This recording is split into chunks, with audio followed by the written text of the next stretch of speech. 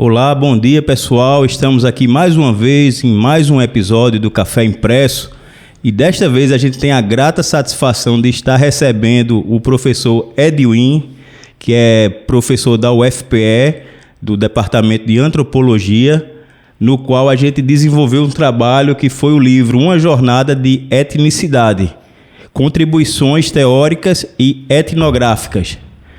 E eu queria que o senhor pudesse estar se apresentando para os nossos ouvintes. Muito bem-vindo, professor Edwin. Obrigado pela oportunidade de falar aqui também, né? De estar com vocês, que depois de fazer o livro, de fato.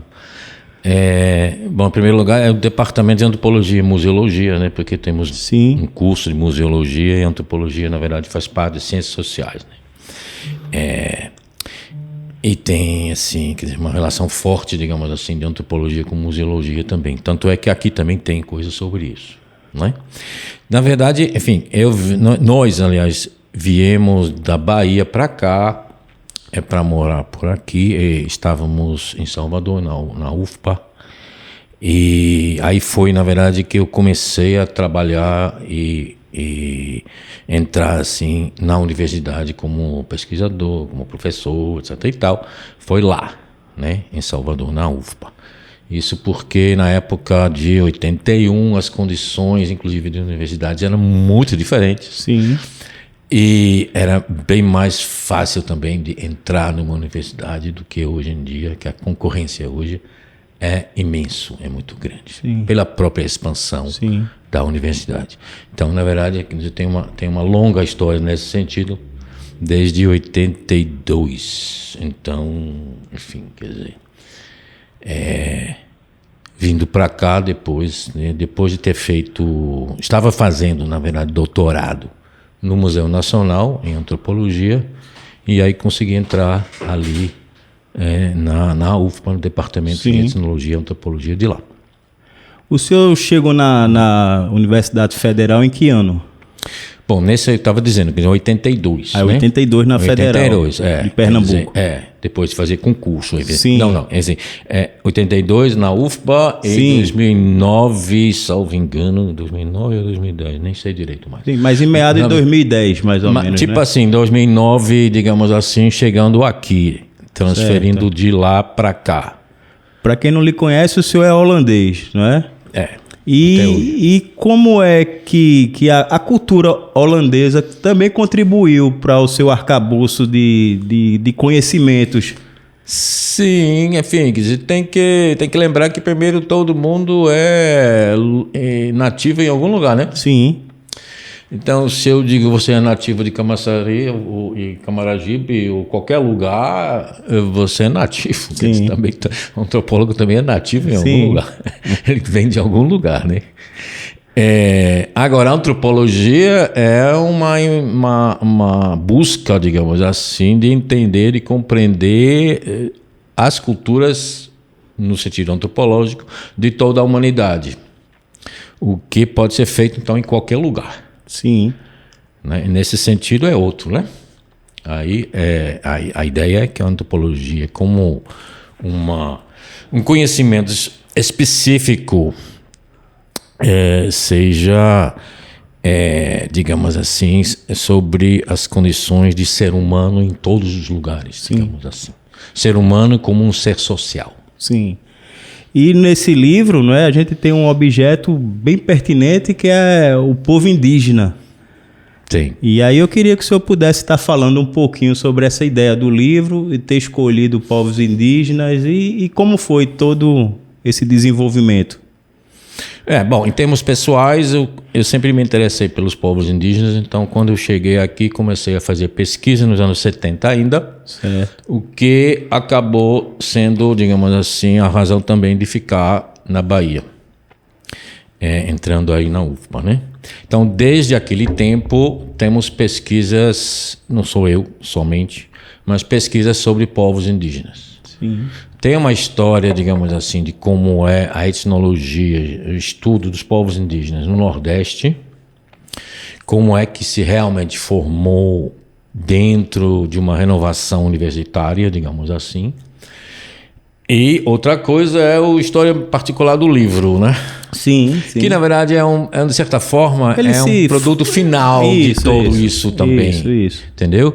Agora, em termos de uma origem de etnologia de povos indígenas aqui no Nordeste, tem que lembrar que isso começou no início dos anos 70 com um grupo de pesquisa liderado por Pedro Agostinho da Silva, né, que começou realmente a fazer pesquisas sistemáticas com um grupo de pessoas sobre povos indígenas, primeiro na Bahia e depois mais amplamente. Qual eram os povos lá na Bahia? Bom, aí é outra história também, né? Porque você tem que lembrar que em 71 parecia que não tinha quase nenhum. Sim. Poucos povos eram conhecidos. Então, as pessoas viram, por exemplo, umas coisas no jornal pensando que não, ali naquele tempo, né, nas notícias do jornal, tem que ter Pataxó lá ainda, lá no sul da Bahia. A informação não tinha essa abertura que a gente tem hoje também. Não. Era bem difícil, né? A pesquisa de campo naquele tempo, né? Toda pesquisa tem dificuldades, evidentemente, mas você tem que lembrar duas coisas aí, como você acabou de dizer, né? Quer dizer, o acesso à informação nos anos 70, 80 e 90 era completamente diferente do que é hoje. Totalmente diferente. Hoje você vai na internet, procura um PDF de qualquer coisa, muita coisa digitalizada. Sim. O conhecimento é outra. O agora acesso você outra publicação, né? Você agora está submerso na informação. Nos anos 70, 80, você estava procurando acesso à informação, que era difícil. Hoje, o bombardeio de informação, eu acho que é o principal vilão da gente hoje, né? Hoje, de certa forma, a informação e mentira, né? Sim. Cresceu de uma forma, enfim, estúpida, digamos assim. Naquele tempo, a dificuldade era outra. Era conseguir acesso às publicações lá fora, por exemplo. Que você ia por revistas impressas, etc. E aí eu creio que foi nos anos 90, teve uma grande crise de publicações, não é? Porque as editoras começaram a cobrar muitos royalties por conta das revistas. E aí começou a ter um declínio grande nesse fim de anos 90, né? Mas aí eu queria também que o senhor também pudesse estar falando um pouquinho sobre os outros organizadores. Tanto Sim. o Renato Atias Sim. e o Miguel Colasso, né? Colasso, né? Veja, quer dizer, depois desse início de uma antropologia mais, aspas, moderna, você vai ter nos anos 90, como você mencionou ali, você vai ter um crescimento maior ainda das universidades. As pós-graduações começam e vai ter uma produção cada vez maior, enquanto, né, mestrado, doutorado, né? Então você também vai ter mais gente interessada aqui, Sim. no Nordeste, e os povos indígenas, que não tinha basicamente antes dos anos 70. Tinha, mas era pouco, bem poucos.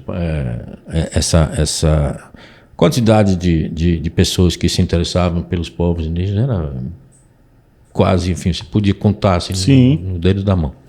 E vai crescer, né? Então, o próprio Renato, que está aqui, né, quer dizer, ele chega no FPE lá nos anos 90, segunda parte da década de 90, e faz lá um grupo de pesquisa, que é outra coisa que cresce durante o tempo. Sim. Não tinha grupos de pesquisa, mas vai ter com a institucionalização, né, das universidades, das pós-graduações, etc. CNPq, etc. Então, aí ele faz um grupo de pesquisa também que chama NEP, né, Núcleo Sim. de Estudos e Pesquisas de Etnicidade. Por quê? Porque ele também vem de uma tradição antropológica, estudou no exterior, fez tese no exterior, mas quando ele chega aqui, ele vai fazer esse grupo de pesquisa, também pensando em Pernambuco, no Nordeste, ao mesmo tempo que ele mantém o interesse dele no Alto Rio Negro, lá Sim. na fronteira de Colômbia, um pouquinho de Venezuela, etc. e tal. Que é a área de pesquisa maior dele. Era, né? A área. Então ele tem uma trajetória própria com muita pesquisa, publicação, etc. e tal. O Miguel, por outro lado, é um produto dessa expansão. Ele na época do livro, que você tem que lembrar que a jornada de etnicidade... Em 2019, não foi? 2019, né? Que foi o último ano antes de quê?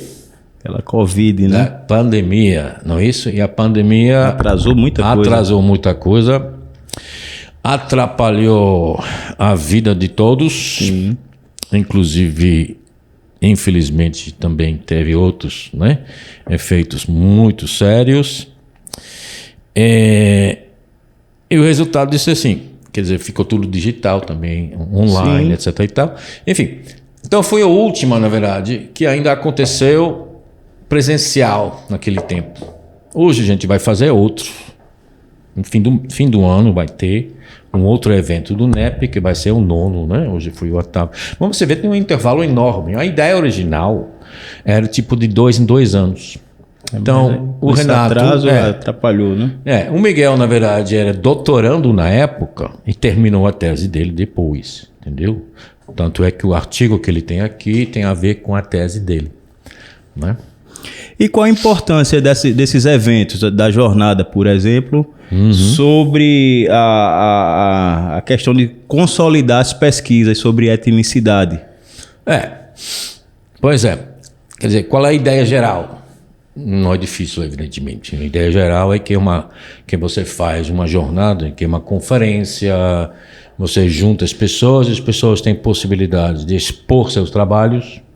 A gente tem algumas conferências. Aqui teve uma conferência, por exemplo, de iniciar o evento. Sim. Que está aqui também, porque tem um capítulo da pessoa que veio de Roraima para falar. Teve um outro também que fechou, que por outras razões não pode participar da coletânea. E o grande ponto desses eventos é que possibilita, digamos assim, de conhecer as pessoas, conversar com as pessoas, ver o que eles estão fazendo. Mas, quer dizer, tem um lado oficial, que é a programação. E aquele de bastidor também, né? Tem os bastidores que às vezes... talvez é até mais... Às vezes pode ser mais rico, né? Porque você conhece as pessoas, discute mais as coisas, né? Entendeu? Tem coisa que não pode falar, né? Aí no bastidor você consegue dialogar de forma mais privada, vamos dizer assim. Esse é um problema geral de eventos, é que o tempo é limitado. Sim. Né? Então, mesmo que a gente consegue dar um tempo maior para as pessoas, nos grupos de trabalho, quer dizer, a gente aceita uma quantidade de trabalhos, sim, mas tem um horário limitado. Então, sempre vai ter um momento em que se diz, não, está ótimo agora, vamos fechar.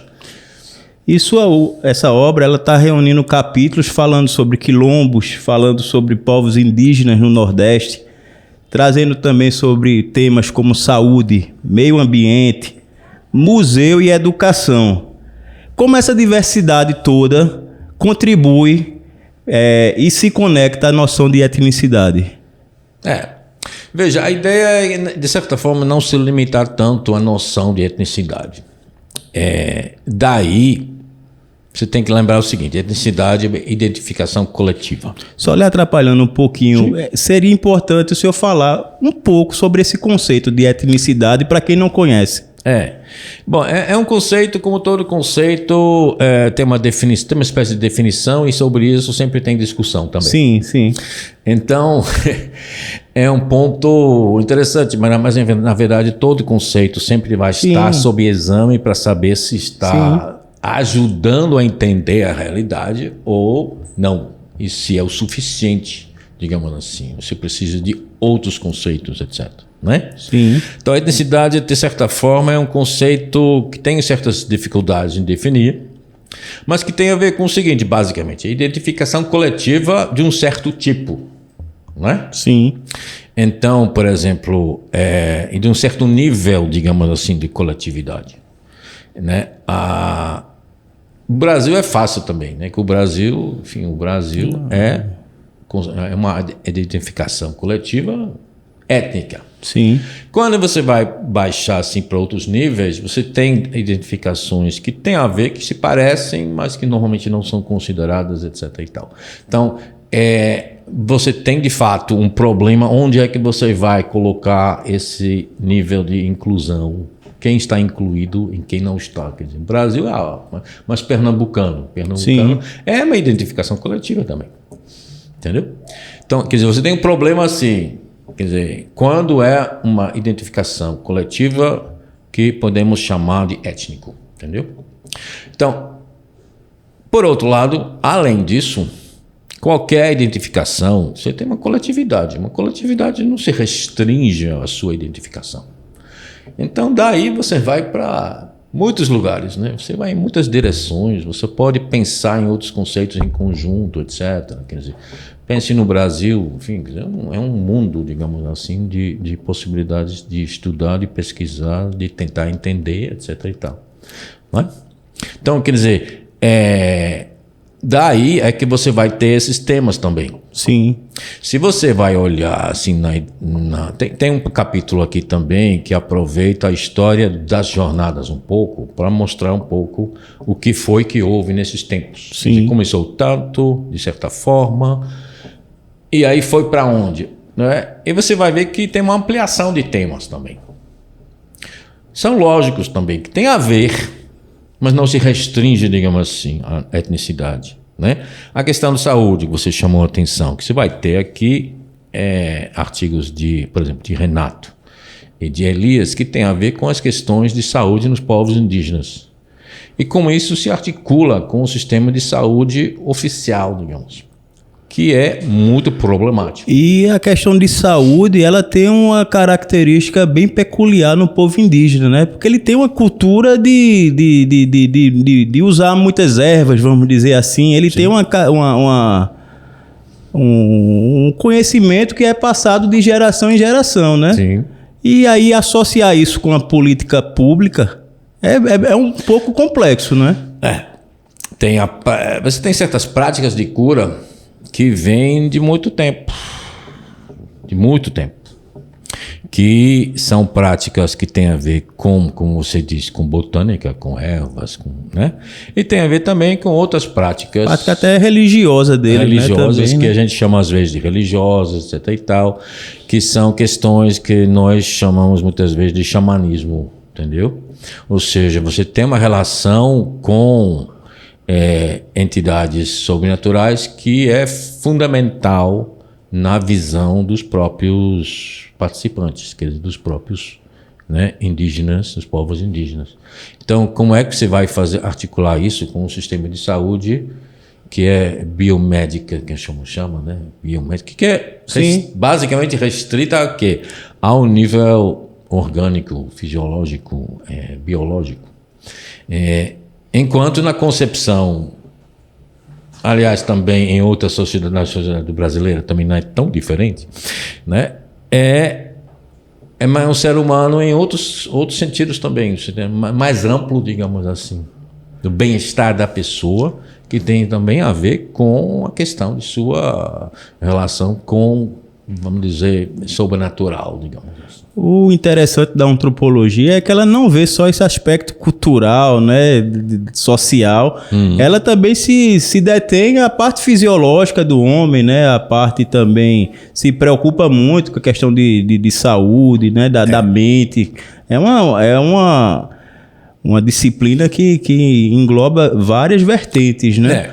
Veja que, enfim, quer dizer, você tem algumas concepções diferentes sobre antropologia. Não, lógico.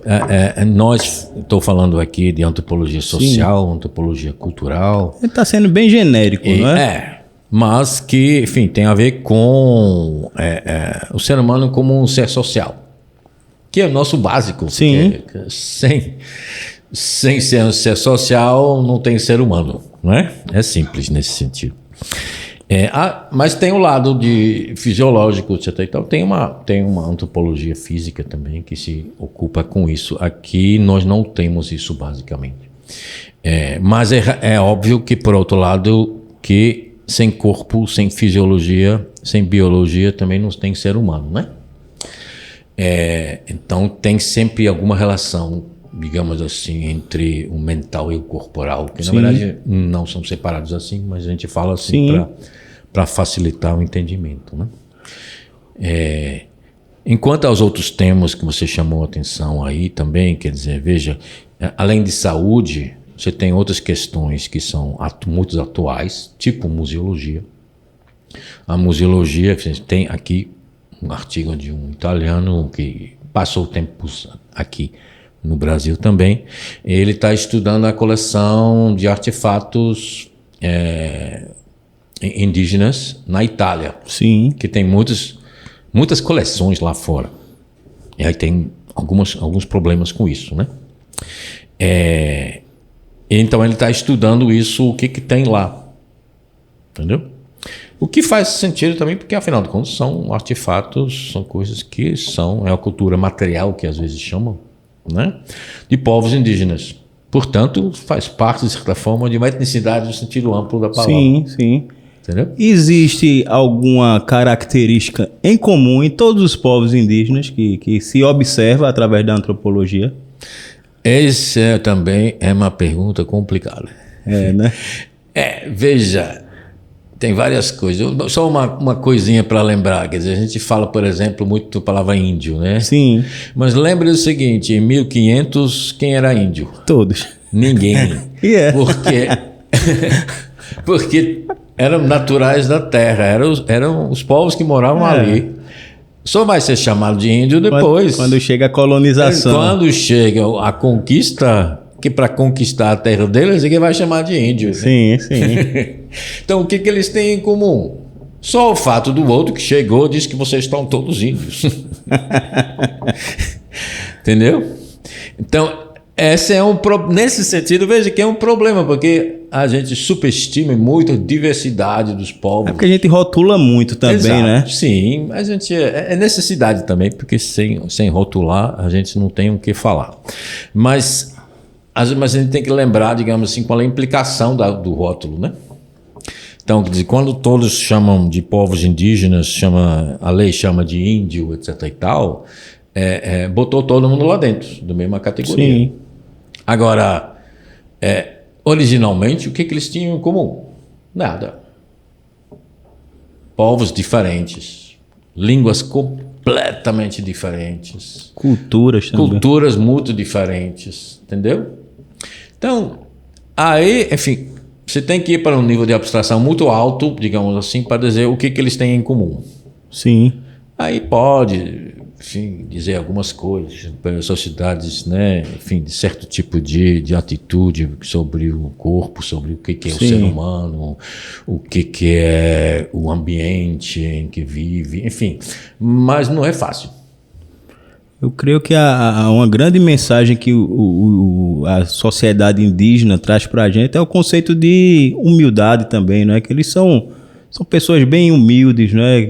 Vivem de forma assim, muito com a natureza. Isso aí dá um conceito para a gente de uma forma assim, mais humana de se viver, vamos dizer assim, né? Bom, com certeza é uma outra forma humana de se viver. Sim. Se é melhor ou pior, já é outra questão. Sim, sim. Agora, de fato, a atitude social de um povo indígena, coletiva também, com a natureza é outra. O cuidado com o meio ambiente, né? Enfim, quer dizer, também não vamos exagerar, mas é diferente do nosso, porque o nosso é muito peculiar. Sim. Nossa atitude com a natureza é considerada como um objeto, basicamente. Pelo menos em certos termos, né? Certo. Como um objeto e que pode ser aproveitado ao bel prazer. Que diferente. E sem mensurar as consequências, né? Que eu acho que é a pior característica, também, né? O senhor traz uma mensagem que eu creio que é a mensagem central do livro, que é a sociocriação, né? Um termo que o senhor usa, né? E como é presente esse termo dentro Não, essa aí é mais conhecido como, antigamente, enfim, mais conhecido por livros e outros, que chama mais a construção social da realidade. Sim. Que, na verdade, a construção social da realidade eu chamo de sociocriação da realidade social. Sim. Por uma razão simples, para mostrar mais, digamos assim, o caráter criativo. Porque o ser humano é que cria as sociedades. Sim. Cria a sua, digamos assim, modo de viver. E esse né, ser humano é tem uma potencialidade de criar seus próprios mundos. Essa é, digamos assim, uma mensagem central, entendeu? Quer dizer, e por que não? Quer dizer, a humanidade está cheio de exemplos de mundos completamente diferentes. E quem é que vai dizer que um é melhor do que o outro? Sim, é verdade. Que é outra questão, né? Mas essa criação, digamos assim, da sociedade pelos próprios seres humanos é um empreendimento coletivo. Mas é um empreendimento também que nós não ficamos pensando enquanto tal. Sim. Esse, digamos assim, é o lado do cientista social, que tem que lembrar que esse modo de viver é uma entre um número enorme de modos de viver potenciais, possíveis. Entendeu?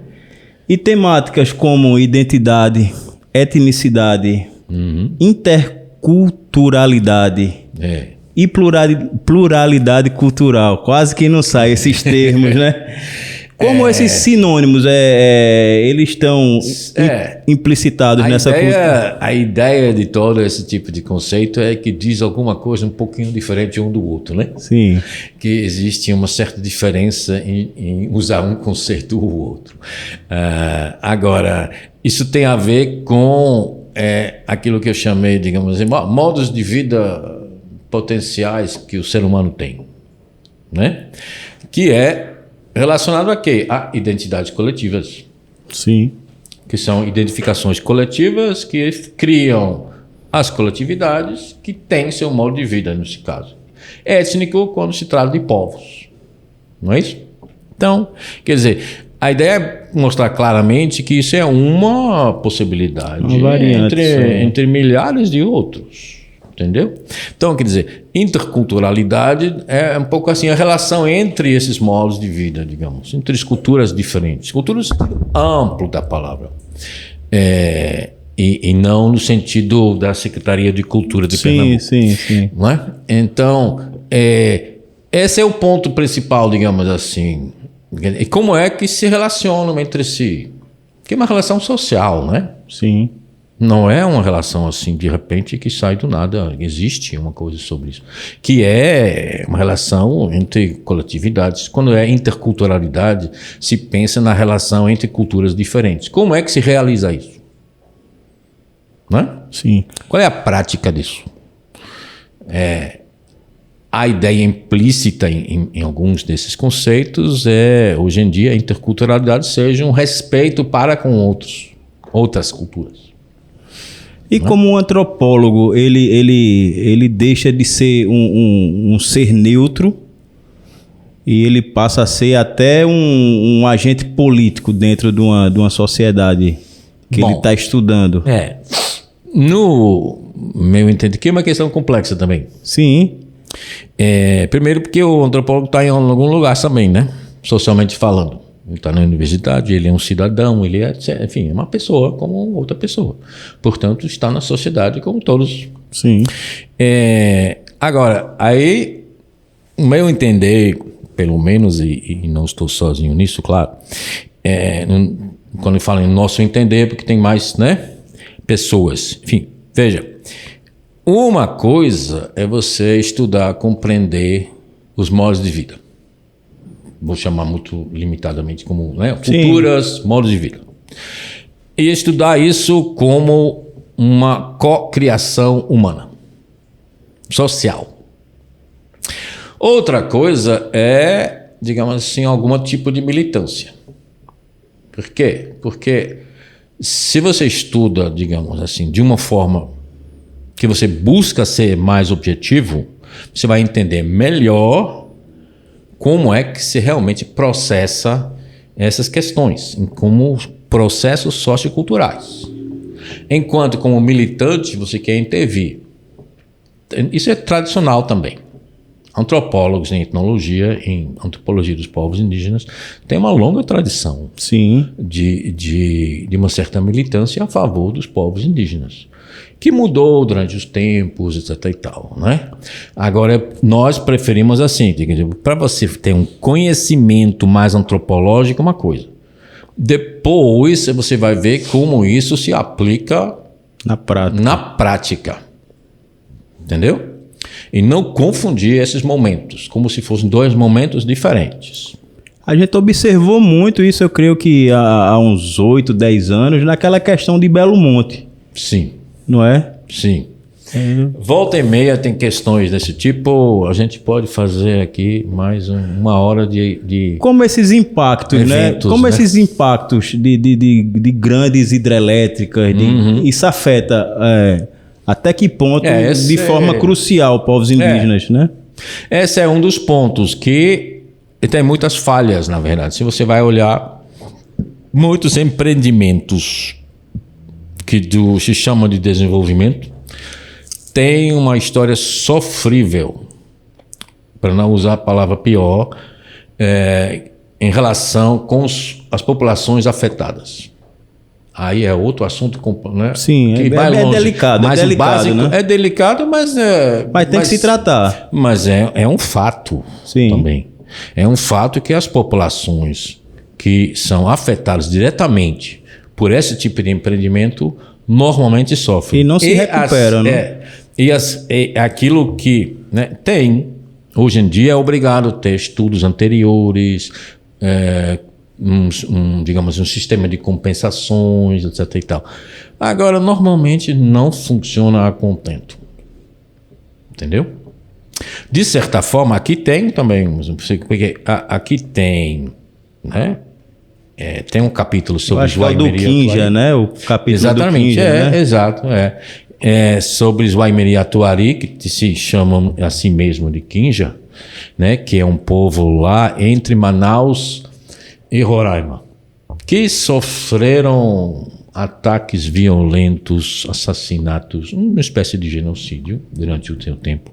E que hoje, por exemplo, ainda tem um linhão de Manaus para Roraima, para fazer a conexão de Roraima com toda a rede nacional de transmissão de eletricidade.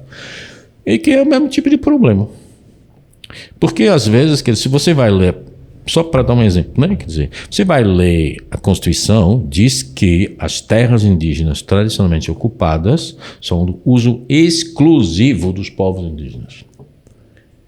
Aí eu olho para lá e eu vejo que quer fazer um leão, que passa pela terra dele. Já invadiram com barragem. Sim. Já mineração, né? Já passou uma estrada no meio que deu, né, assassinatos e tudo. E aí ainda quer passar um leão ali.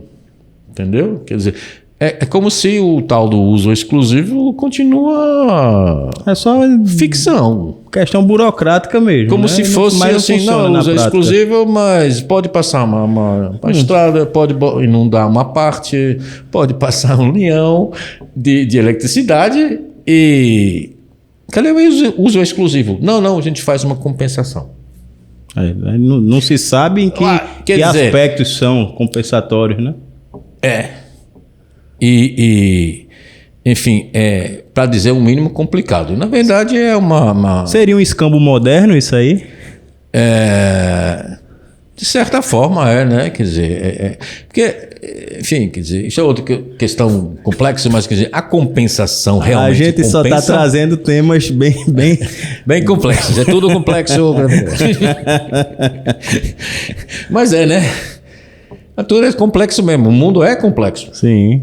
Então, assim, quer dizer, tem que lembrar de vez em quando, distintas, né?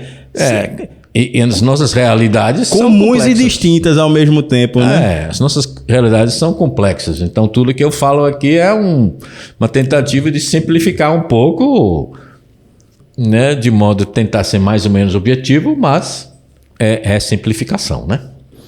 O senhor acha que hoje o direito brasileiro, ele protege o cidadão indígena? Pois, de certa forma, você já percebeu um pouco a resposta, né? Quer dizer, Sim. Na verdade, as políticas públicas, que estão aqui também, né? Que são fundamentais, quer dizer, as questões de desenvolvimento, aspas, né? Porque desenvolvimento é o que para quem, né?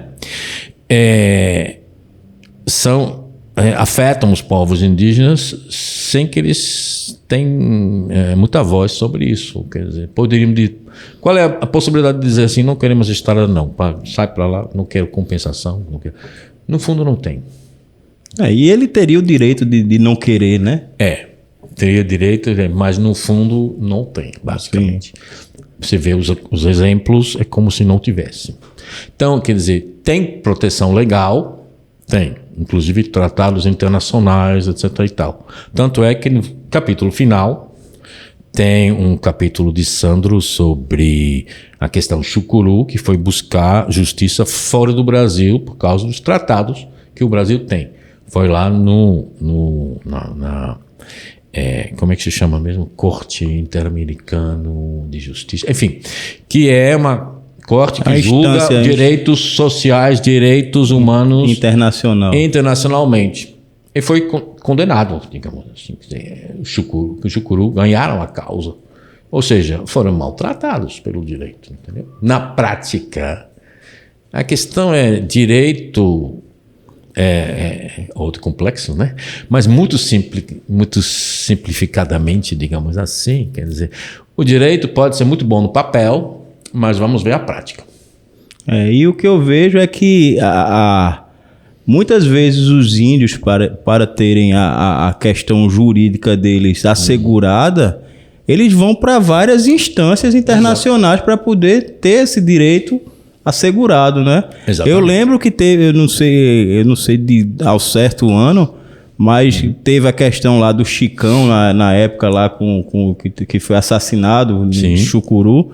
E a Igreja Católica, ela fez uma retratação para a viúva, né, do Chicão depois de alguns anos depois, né? Sim. Mas aí já tinha acontecido o pior, né?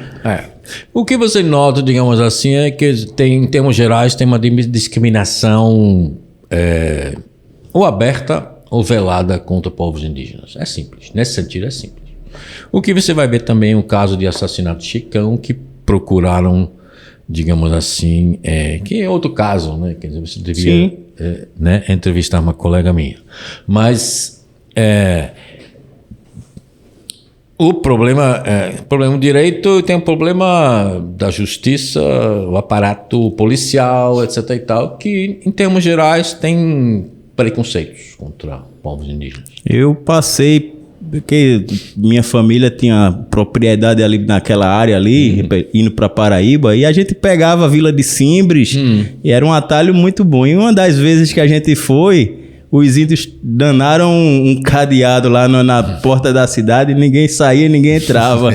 Eles são bem radicais, assim, quando tomam alguma decisão, né? Enquanto, digamos assim, sociologicamente falando, digamos assim, é compreensível. Porque como eu estava dizendo, você tem uma discriminação aberta ou velada contra os povos indígenas, que atrapalha muito a obtenção dos seus direitos na prática, e aí, às vezes, apela para outros meios, para chamar atenção, para mostrar que há necessidade de realmente implementar o que é de direito. Porque é um povo que não tem voz, vamos dizer assim, né? Basicamente não tinha voz. Então, para ter voz, de certa teria forma... Teria que fazer alguma coisa mais... Tipo assim, enérgica, vamos dizer assim, para chamar a atenção, né? Sim. Sim. A lógica é essa, de certa forma, socialmente falando... Não estou dizendo se é bom, se é ruim. Sim, sim. Só estou dizendo que, socialmente falando, é um modo de conseguir ter uma voz no nível maior, no nível mais alto, no nível mais inclusivo, quer dizer, no nível mais do Estado até nacional. Que não tinha, né? Sim. Quer dizer, 50 anos atrás, basicamente, não tinha representação indígena que era ouvido. E se matava um índio, era... algo banal, né? Antigamente. Era muito comum. E não é tanto tempo também, não. Porque você ainda tem exemplos. Eu mesmo conheci um exemplo do que você estava falando de trabalho de campo, não sei o quê. Sim. Quer dizer, você vai ver que lá em Rondônia mesmo, nos 80, 70 para 80, e tinha massacre de índio ainda. Não preciso dos detalhes, né? Mas é um absurdo, né? Mas é a algo... aldeia foi atacada por pistoleiros a mando de fazendeiros. Escaparam 6 pessoas, alguns com as balas sequelas, né? As balas no corpo e trauma psicológico. Não é fácil, né?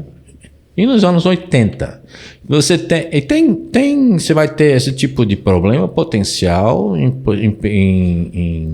pequenas populações que ainda recusam contato, entendeu? Aí o garimpo avança, o madeireiro avança, acha que índio não é gente, às vezes, literalmente. E muitas vezes submetem os próprios índios a trabalhos escravos, não é? Isso era um tempo muito comum, assim. Hoje é bem mais, muito raro, mas a história brasileira tem isso. A história brasileira, ao contrário de que você aprendeu na escola, a escravidão indígena, o trabalho forçado na mão de obra indígena. Ainda existe nos tempos de hoje. Eu falo... Foi? Eu acredito que ainda tenha. Mas é muito mais raro hoje em dia, porque hoje basicamente todo mundo está ligado. Sim. Mas você vai ver que se você tem ainda uma matança no mato 50 anos atrás, quer dizer, anos 80, né? Sim. Quer dizer, 40 anos atrás, quer dizer, você vê que é incrível. Como é que pode ser isso aí? Inclusive, nos anos 80 para 90 é que você tem matanças de, né? Yanomami também foi nos anos 90. Foi nos 90. Isso. Sem falar da invasão criminosa de garimpos hoje, entre os Nambiquara, Sararé e Yanomami e outros. Eu vi uma reportagem da ocupação territorial dos Yanomamis aí na década de 50, 60. E aí ela no final dos anos 90, que eu acho que foi o ápice do extermínio, né? Vamos dizer assim. Sim. Era devastador. Sem falar de que teve um tempo aqui, né, alguns anos de trevas, em que a ação do Estado a favor dos povos indígenas era quase nulo. Ao arrepio da lei. Sim. Né? Que é o que mais intriga, né? Nisso tudo. Mais, né? Assim, mais sério ainda, digamos assim. Ter o aval, né? Sim. E aí você vai ter um aval para invadir, no fundo, às vezes aberto, às vezes também escondido, claro, de invadir terras de Yanomami para fazer a garimpagem, que é terrível. É um efeito terrível sobre os povos indígenas. Indiretamente mata a gente, assim, criança, mulheres, tudo, digamos assim, é sujeito a morrer por causa disso. Como a antropologia ajuda esses povos que sofrem ataque na questão psicológica?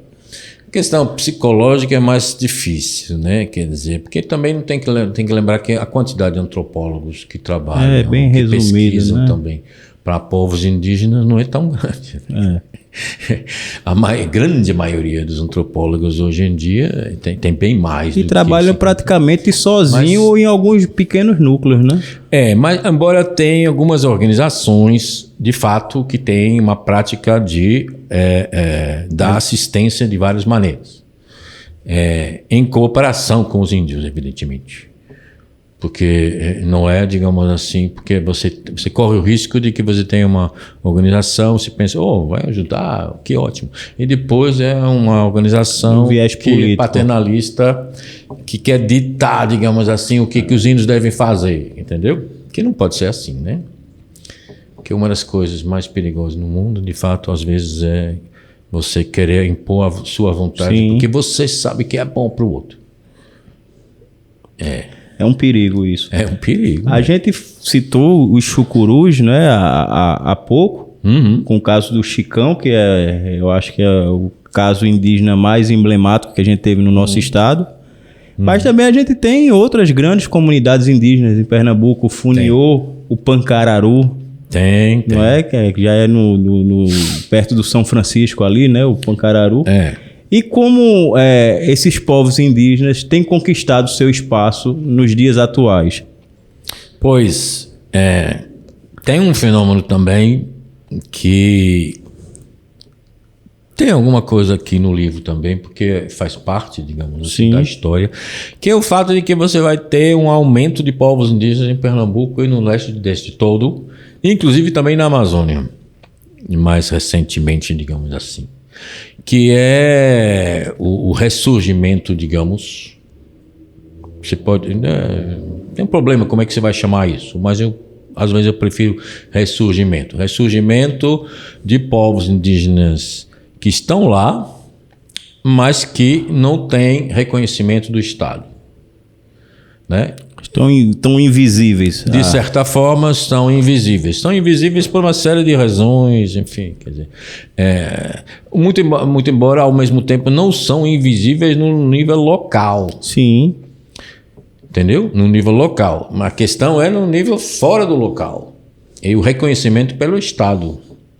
Então você vai ter desde já um século, digamos, os Funiô, você falou ali nos anos 20, digamos assim, do século passado, faz tipo 100 anos, né?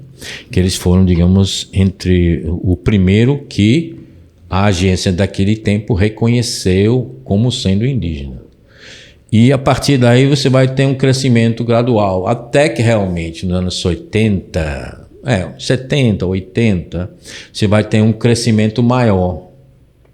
Por quê? Por causa das condições políticas, digamos assim. Porque o mundo muda, as comunicações mudam, etc. Então o Brasil muda, e aí tem, digamos assim, a possibilidade de você pleitear o reconhecimento pelo Estado.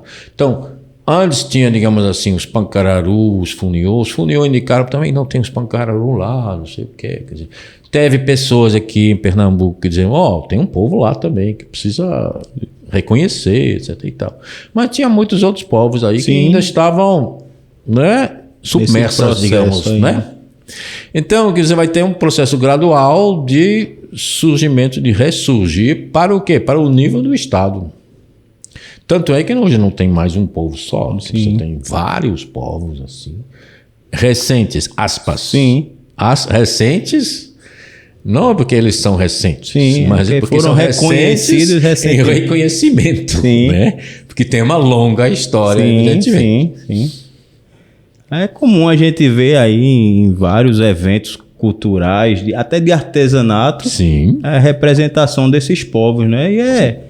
E eu aconselho todos que puderem até estar contribuindo, né? Adquirindo algum desses materiais, que é uma forma até de incentivo, né? Aí também é uma coisa que não é tão simples, mas no fundo é. Quer dizer, quem participou, viu lá aquele evento lá, Feira de Artesanato? Sim, a FENEARTE. FENEARTE. Sempre assim, eles estão lá, né? Lá tinha, inclusive de outros estados. Sim. Que é um modo, digamos assim, contribuir, né? Valorizar a cultura. De valorizar e ter um meio também de ganhar algum dinheiro, etc. e tal. Que é um problema também, né? Porque as populações indígenas normalmente eles vivem subsistência, né? Praticamente, né? São pobres, né? Inclusive porque, imagina você, sua terra foi roubada. A população cresce. Você vai ter o quê? Você vai ter o inverso daquilo que o povo sempre diz. Tem muita terra para pouco índio. Procura no Pernambuco. Procura na Bahia para saber. Qual é? Quer dizer, você vai ver uma coisa, na verdade, invertida. Você tem muitos índios para pouca terra. Como é que você vai sobreviver ali? É verdade. Que é um problema geral, né? Claro. E uma das coisas que se faz, um dos meios de ter algum rendimento assim, é fazer artesanato, vender. Isso é clássico, digamos. Porque os Funiô mesmo, eles têm essa tradição de fazer palha, etc. e tal. Como diz aqui, né? O Sim. Miguel, que já estava falando, que no artigo dele tem uma coisa assim, os hinos da palha, digamos assim. Por quê? Porque eles têm uma tradição de fazer objetos de palha e vender na feira. Entendeu? Outros, por exemplo, os Quiriri, tinham uma tradição que vem de antes da conquista de fazer cerâmica e continuava fazendo essa cerâmica para vender na feira. A feira lá de uma cidade mais próxima. A feira livre, ali. né? As feiras livres, né? A gente vê hoje vários índios aí tendo expressões até nacional, né? A gente até vê deputada hoje indígena, né? Tem. O primeiro sendo o Mário Juruna, que poucas pessoas lembram. Mas... Sim. E a pessoa indígena, quando entra numa universidade, por exemplo, ela perde a sua característica indígena? Não. É o tipo de coisa, quer dizer, o que é etnicidade? Etnicidade depende de quem define, quem aplica critérios. Né? Imagina assim, quer dizer, quantos brasileiros usavam celular antes do ano 2000? Pouquíssimo. Quantos brasileiros usam hoje? O brasileiro inventou o celular. Isso. Ele diminuiu, digamos assim, o sentimento de nacionalidade do brasileiro? Diminuiu? Não foi. Hoje você usa calças, tipo, quer dizer, você tem as fotos, né, antigas, o povo, todo mundo de chapéu, roupas brancas, assim. É muito engraçado, né? E hoje, todo mundo anda de jeans, não sei o quê, quer dizer, tudo isso é normal, certo? Agora, quando aplicado aos índios, aí eles vão dizer, não, ele tem celular, imagina, ele não é mais índio. Peraí, se for por esse critério, o brasileiro também não é mais brasileiro, quer dizer. Então, tudo depende de quais critérios e quem aplica. Tá? Isso aí, os livros educacionais infantis antigamente ensinavam o índio bem literário, né? Vivia numa oca, andava de canoa, andava com arco e flecha, né? E se duvidar, anda nu também. É outra coisa de que eu sempre falo, digamos assim, também, porque, enfim... Esses conceitos, essas ideias de que definir, por exemplo, se uma pessoa está vestida ou não, é uma ideia cultural. Você está vestido aqui, né? Mas é uma ideia cultural isso aqui. Quer dizer, nada, digamos assim, diz que você tem que vestir assim. Então, o que tem os índios naquele tempo?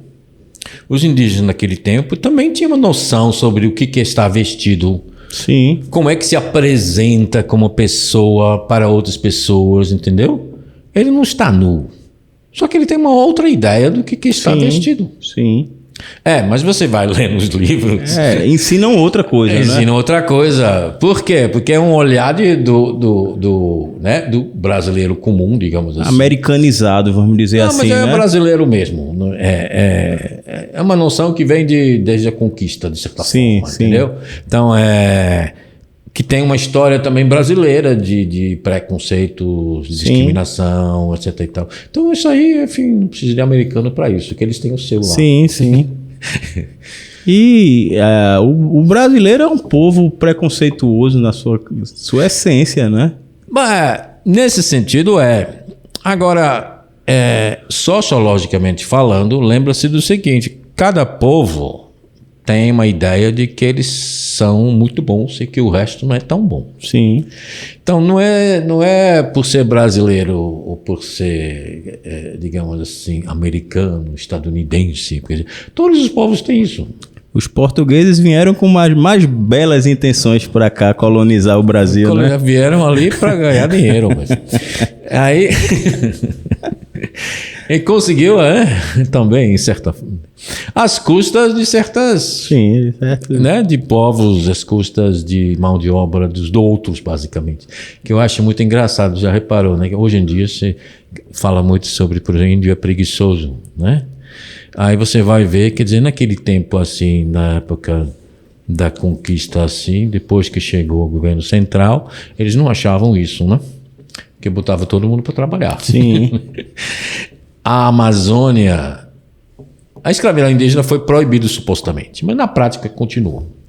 Também na Amazônia, a escravidão, quer dizer, a mão de obra indígena forçada foi fundamental para começar a expandir a presença o desenvolvimento, portuguesa, né, e depois brasileira na Amazônia. Expansão territorial mesmo. Até na catequese, né, que teve aqui nos anos aí de 1700, creio eu, né? Que teve. Tem uma longa história também, né? As missões começam em 1549. Quer dizer, quando chega o governo central, vem o missionário junto. Então aí também é uma longa história também. Eu tinha um professor de história que ele dizia, né? Vocês pensam que essa catequese foi feita de carro, foi feito de... Não, era de jumento mesmo e cavalo. Adentrava pelo interior do Brasil. A pé. Era. Ele falou que... Você vai ler lá, 1600 e... mais ou menos 80, 90. Aí o missionário conta que ele levou 29 dias... para ir de Cidade de Bahia, que era chamado Salvador, né? Para chegar ao São Francisco, onde era a missão dele. 29 dias de viagem. Inclusive de pé também, salvo engano. É outro tempo. A gente sempre tem que lembrar o seguinte, outros tempos, sem entender esse outro tempo, a gente não vai entender bem, não vai entender bem a realidade daquele tempo. Porque a gente é muito fácil de olhar para trás e dizer que isso está errado, isso aqui está bom, isso aqui. Mas veja aquele tempo. Aí, quais são os maiores desafios hoje na pesquisa em etnicidade? Pois,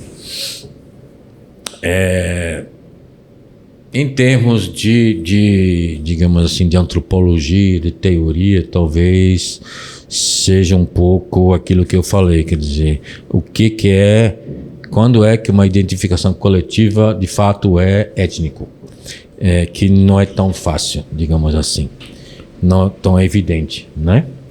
Agora, em outro sentido, é estudar bem, digamos assim, compreender os processos atuais, digamos, que isso é mutável. Sim.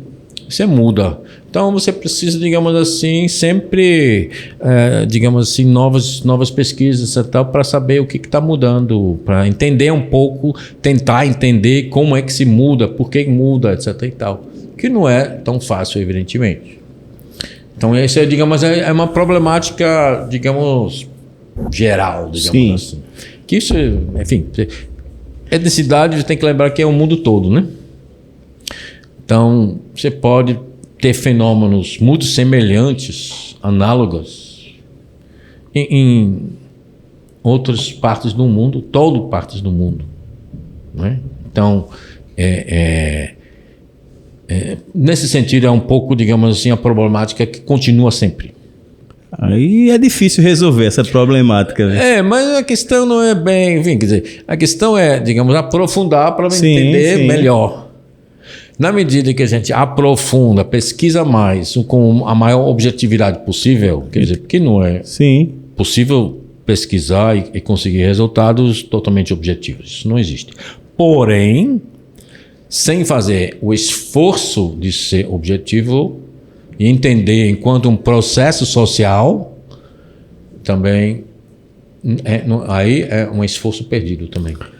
Se o senhor pudesse resumir em uma frase a jornada da etnicidade, que frase seria essa? Uma frase só, você já viu que é difícil. Uma mensagem, né? Não, veja, as jornadas têm essa vantagem de chamar, digamos assim... A reflexão, né? A reflexão, a possibilidade de participação de pessoas de graduação, de pós-graduação, pesquisadores, regionais, aqui no Nordeste, que sempre tem essa participação, mas também ligado a coisas, digamos assim, no nível nacional até internacional. Porque tem um local que nós estudamos, mas nunca está desligado, nunca desvinculado da realidade regional nacional e até internacional. Então, acho que a ideia digamos assim, que as jornadas vão continuar nesse sentido. As jornadas de aprofundar o conhecimento, aprofundar os conceitos que nós usamos para pensar a realidade social e buscar pelo diálogo, pelas conversas, pelas interações entre as pessoas, também ver, digamos assim, um melhoramento geral, digamos assim, e para que o nosso conhecimento da sociedade aumenta de um modo adequado. Sim, sim. Então esse, digamos assim, quer dizer, é o objetivo mais básico. Sim. E o livro, de certa forma, é um produto disso, porque você vai ter uma série de temas que você já mencionou, que tem a ver com etnicidade, mas também é mais amplo do que isso. Sim. Né? E tem a previsão de final do ano, ter a 9ª... Dezembro vai ter uma jornada presencial. Vai ser com essa mesma temática ou... Vai ser com essas temáticas e o que vai aparecer. Porque Sim, essas temáticas, sim. como eu já disse, vai mudando durante o tempo. Sim, né? sim. Então, você tem temáticas hoje que não tinha em 2005, quando começou. É normal, porque tem que ser assim também.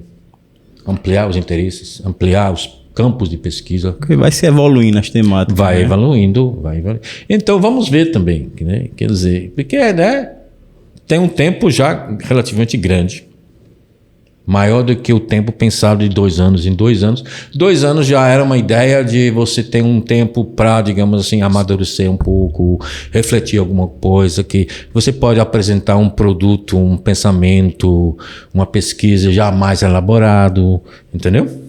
Né? Porque todo ano pode ser que é meio curto, né? Mas o nosso tempo agora foi interrompido por esse desastre ali. Sim. Inclusive um desastre político, e aí, né, a gente precisa, enfim, ver como é que vai ser. Então, acho que é interessante nesse sentido. E como é que o senhor avalia a participação da Editora IGP em todo esse processo? É um processo que foi bem longo, falar a verdade. Começamos, eu acho que no finalzinho de 2019, as tratativas, não foi? Já? Ou em 2020, eu creio que foi. Eu acho que 2020, talvez. Foi, não foi? Porque pandemia, né? E outras razões. Porque a gente faz o quê para organizar um livro desse? A gente chama as pessoas e olha, quem quer participar? Quem pode ter um artigo? Né? Quais são as temáticas, etc. e tal, para organizar o volume. Quer dizer, o volume, na verdade, é um produto daquilo que é uma espécie de... digamos assim, quer dizer, uma espécie de resumo do que foi tratado no próprio evento, né? E cada evento vai ter sua própria característica nesse sentido, né? Enfim, quer dizer, então vamos ver inclusive em dezembro como é que vai ser. Aí essa é uma das razões porque atrasou tanto, não foi tanto nem a culpa de vocês, né? Também, você tem que lembrar também o seguinte, os professores hoje em dia na universidade são super explorados em termos de tempo de trabalho, em termos de tem que dar aula, tem que ter burocracia. Hoje em dia a burocracia cresceu enormemente. Tem que pesquisar. Quando é que vai ter tempo para pesquisar? Quando vai ter tempo para você ler realmente um livro como esse aqui? O tempo é muito escasso, digamos assim. Então, isso também afetou, digamos assim, a organização e o resultado final, né? Não foi, digamos assim, tanto culpa sua, mas foi nossa mesmo. Mas que tem a ver com as condições em que nós trabalhamos hoje. Sim. E eu queria abrir esse espaço agora para o senhor fazer as últimas palavras e dar uma mensagem final para quem esteve até agora conosco. Bom, a mensagem final é, digamos assim, quer dizer, enquanto antropologia seria assim, quer dizer, a antropologia busca entender as modalidades possíveis do ser humano enquanto um ser social, aquele que vive junto com os outros num certo modo de vida, né? E qual é o ponto ali, digamos assim? Respeita os outros modos de vida. né? Isso em termos gerais, digamos assim. Sim. Quer dizer, por um lado é entender e por outro lado também ver que já que tem esses modos de vida tão diferentes, como é que você vai condenar esses outros povos, ou dizer que eles são inferiores, não presta, etc. e tal. Quer dizer, cada um tem seu valor. Devemos lembrar que somos todos irmãos. Mesmo lembrando que todo mundo é espécie humana. Sim. E todo mundo é espécie humana e nós descendemos todos das mesmas pessoas também. Se você vai buscar nos seus ancestrais, Sim. os meus e do técnico ali, a gente vai achar ancestral em comum. Sim. Pode demorar alguns milhares de anos, digamos assim, mas vai ter ancestrais em comum, porque todos seres humanos são descendentes de ancestrais em comum. Pode levar milhares de anos atrás, mas todos nós somos irmãos nesse sentido. Isso é, de fato, é fundamental. Todos nós somos seres humanos. Isso na parte literária é lindo, né? Esse conceito, né? Mas na prática, precisamos evoluir. Como diz o ditado, na prática a teoria é outra. É mesmo, né? É mesmo. A antropologia tende a fazer um pouco essa contribuição também. Quer dizer, tem, digamos assim, seu lado acadêmico, de conhecimento específico, e tem esse lado de lembrar que todos nós somos seres humanos e devem ser tratados como seres humanos. Finitos e mortais. Exatamente. Muito obrigado, viu, professor Edwin, por essas contribuições. Somos muito gratos ao senhor por essa aula que tivemos aqui. E convidamos vocês a estarem seguindo o nosso canal, curtindo para que o algoritmo possa estar distribuindo mais esse conteúdo. E agradecemos a todos que estiveram conosco até o presente momento. Muito obrigado. Eu que agradeço também pela oportunidade de falar para você e para quem porventura assista a gente, né? O senhor quer deixar algum contato, algum e-mail para que se alguém quiser tirar alguma dúvida? Bom, aí você pode postar ali o e-mail do FPS, se for o caso. Pronto. Eu acho que é melhor, né?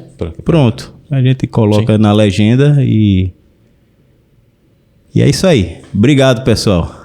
Obrigado. Café Impresso é um encontro sem fim. Vozes que dançam como notas no jardim. Cada palavra um sabor pra degustar. Podcast que abraça quem quer conversar.